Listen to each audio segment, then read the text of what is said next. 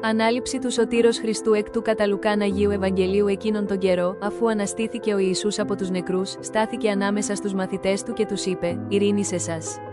Εκείνοι ταράχθηκαν και φοβήθηκαν, γιατί νόμιζαν ότι έβλεπαν πνεύμα. Και τους είπε: «Γιατί είστε ταραγμένοι και γιατί γεννιούνται αμφιβολίες στις καρδιές σας? Δείτε τα χέρια και τα πόδια μου, ότι εγώ ο ίδιος είμαι.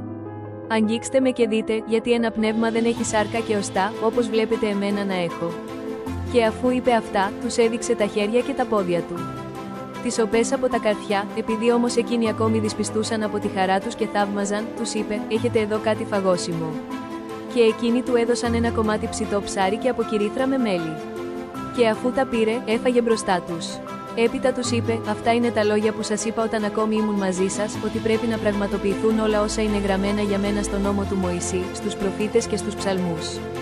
Τότε άνοιξε το μυαλό τους για να καταλαβαίνουν τις γραφές, και τους είπε: «Έτσι είναι γραμμένο και έτσι έπρεπε να πάθει ο Χριστός και να αναστηθεί από τους νεκρούς την τρίτη ημέρα και να κηρυχθεί στο όνομα του μετάνοια και άφεση αμαρτιών σε όλα τα έθνη, αρχίζοντας από την Ιερουσαλήμ. Εσείς είστε μάρτυρες αυτών. Και εγώ στέλνω σε σας την υπόσχεση του Πατέρα μου, το Άγιο Πνεύμα, εσείς όμως να μείνετε στην πόλη της Ιερουσαλήμ, μέχρι να ντυθείτε δύναμη από ψηλά».